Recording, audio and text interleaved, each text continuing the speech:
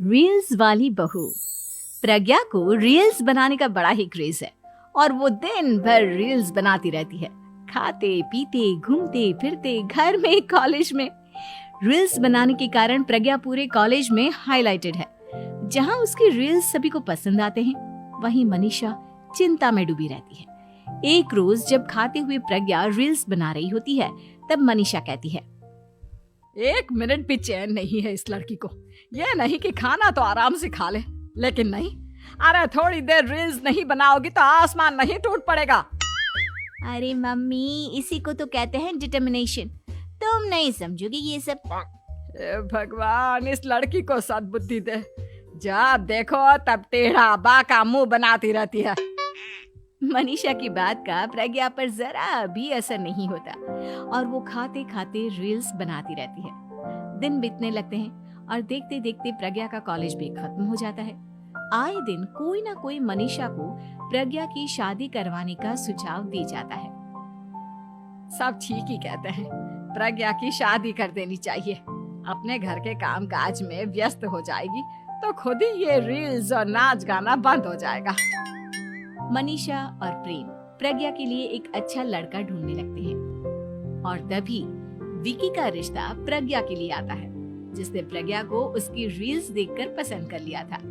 अगले दिन विकी अपने माता पिता के साथ प्रज्ञा के घर पहुंच जाता है और प्रज्ञा साड़ी पहने हाथों में चाय की ट्रे लिए उनके सामने आती है।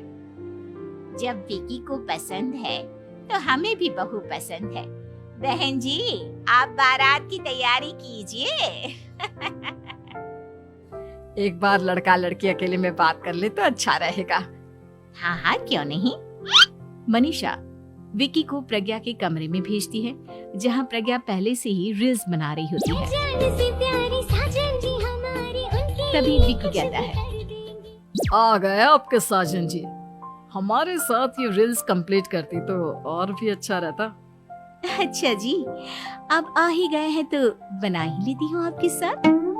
दोनों मिलकर रील्स बनाते हैं। जब वी मीट और तुरंत पोस्ट भी कर देते हैं। फिर विकी कहता है, जब आप साड़ी में चाय लेकर आई तब मुझे लगा कि कहीं मैं गलत घर में तो नहीं आ गया।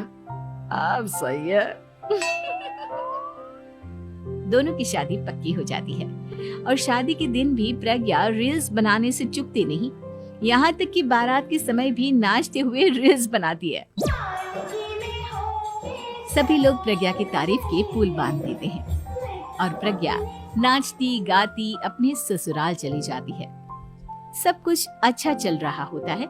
प्रज्ञा यहाँ भी दिन भर हर चीज की रील्स बनाती रहती है। लेकिन कुछ दिनों के बाद जब सुनीता कहती है, बहू, ये रील्स के साथ साथ कुछ काम भी कर लिया करो। वैसे तुझे और क्या क्या बनाना आता है? मम्मी जी, वैसे तो सब कहते हैं कि मैं सब कुछ अच्छा बनाती हूँ, लेकिन मुझे लगता है कि मैं मैगी अच्छा बना लेती हूँ। हाँ, कॉफी भी अच्छा बना लेती हूँ और मुंह तो सबसे अच्छा बना लेती हूँ। हैं? अच्छा अच्छा। सुनीता अपना माथा पकड़ लेती है और कहती है, बहू, कुछ खाना बनाना भी सीख लेती। मम्मी जी, मैं लंबी प्लानिंग कर रही हूँ। जल्दी ही मैं इतनी फेमस हो जाऊंगी कि मुझे पैसे मिलने लगेंगे। हम दोनों सास बहू राज करेंगे, राज। नौकर काम करेंगी और लोगों की तो लाइन लगेगी हमसे मिलने के लिए। तेरा दिमाग खराब हो गया है क्या बहू? हंसी मजाक तक ठीक है, लेकिन इस तरह घर नहीं चलते। जितना जल्दी हो इस घर के तौर तरीकों को सीख लो। प्रज्ञा मुंह घुमाकर चली जाती है और तुरंत उसी वक्त एक रील बनाती है। ये देख सुनीता का गुस्सा 7वें आसमान पर चला जाता है और विकी के घर आती ही सुनीता उसे सब कुछ बताती है। विकी भी अब प्रज्ञा की इन हरकतों से परेशान हो जाता है। तुम टेंशन मत लो मम्मा, मैं देख लूंगा। विकी कमरे में जाता है तो देखता है कि प्रज्ञा रील्स बना रही है। विकी बड़े ही प्यार से प्रज्ञा से कहता है, प्रज्ञा, इन सब के लिए मैं तुम्हें मना नहीं कर रहा हूँ, लेकिन फिर भी हर वक्त तो ये अच्छा नहीं लगता ना। समझने की कोशिश करो, मुझे भी तुम्हारा थोड़ा वक्त चाहिए। मैं जब ऑफिस से आता हूँ तो मुझे समय देने की जगह इसी में लगी रहती है। तुम ज्यादा ही सोच रहे हो। तुम भी मेरे साथ रील्स। अक्ल थे जो कोई भी व्यक्ति उनको देखता तो वो पहचान नहीं पाता कौन रामू कौन राजू है इन दोनों में से। एक शाम हरिया अपनी पत्नी से बोलता है, अब तो बुढ़ापा आ गया और अब पहले जैसे हाथ पैर भी नहीं चलते। हाँ, अब आपकी और मेरी उम्र हो गई है, अब मुझसे भी घर का काम नहीं होता। क्यों ना रामू और राजू के लिए सुंदर लड़कियां देखकर उनकी शादी कर दी जाए। हाँ भाग्यवान, तू बोल तो सही रही है, लेकिन मुझे रामू की फिक्र है क्योंकि उसे काम में आलस आता है और वह कैसे अपना गुजारा कर पाएगा। बातें करते करते दोनों सो जाते हैं।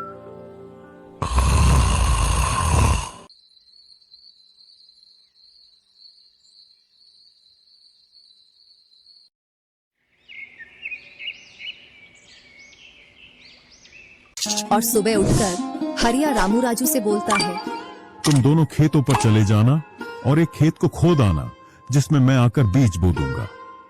और आज मैं अपने दोस्त से मिलने के लिए पास ही के गांव में जा रहा हूँ, 2 दिन में लौट कर आऊंगा।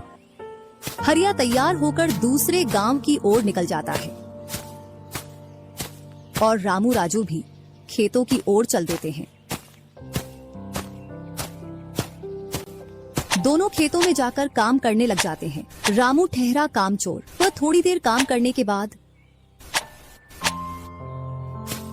एक पेड़ की छांव में जाकर लेट जाता है।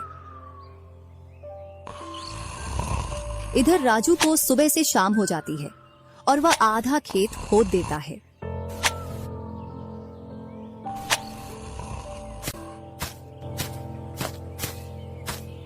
और हरिया भी अपने दोस्त के पास पहुंच जाता है।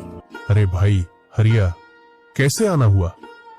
तुझसे मिलने की इच्छा हुई तो मिलने आ गया।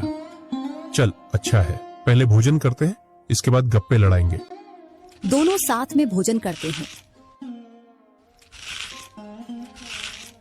हाँ भाई हरिया, सुना सब कुशल मंगल? हाँ भाई, सब कुछ कुशल मंगल है। अब तो तेरे दोनों लड़के शादी के लायक हो गए होंगे। हाँ, दोनों शादी के लायक हो गए हैं और खासकर मैं तेरे पास इसीलिए आया हूँ कि कहीं दोनों लड़कों के लिए लड़कियां देख आऊं। वैसे अपनी भी 2 बेटी हैं और दोनों खूब होशियार और चंचल है। अब दोनों की भी उम्र शादी के लायक हो गई है। अगर तुझे कोई एतराज ना हो तो क्यों ना इस दोस्ती को रिश्तेदारी में बदल दी जाए। इतना सुन हरिया बड़ा खुश होता है। जब वह दोनों लड़कियों को देखता है तो दोनों बहुत ही सुंदर थीं।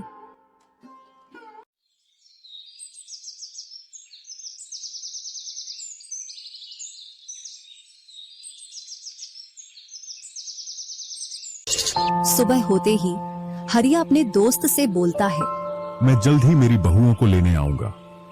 इतना बोलकर हरिया अपने गांव की ओर चल देता है। इधर रामू और राजू भी अपने खेतों पर काम करने के लिए आ जाते हैं और रामू पेड़ की छांव में जाकर सो जाता है। इधर राजू अपने काम में लगा रहता है। शाम होने को आ जाती है और हरिया भी अपने खेतों के पास आ जाता है। रामू की आंख खुलती है तो हरिया उसको आता हुआ दिखता है, तो वह खेत में जाकर काम करने लग जाता है। चलो घर, अब शाम हो गई और खेत भी पूरा खुद गया है।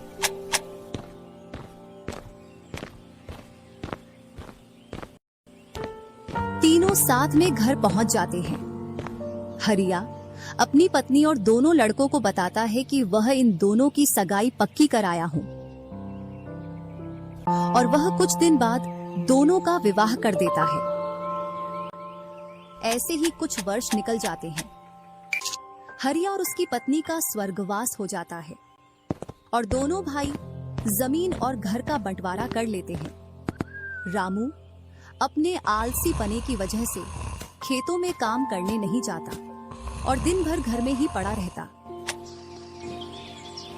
इधर राजू अपने खेतों में दिन रात मेहनत करता है, जिससे रामू और राजू की फसलों में अंतर स्पष्ट दिखाई देता है।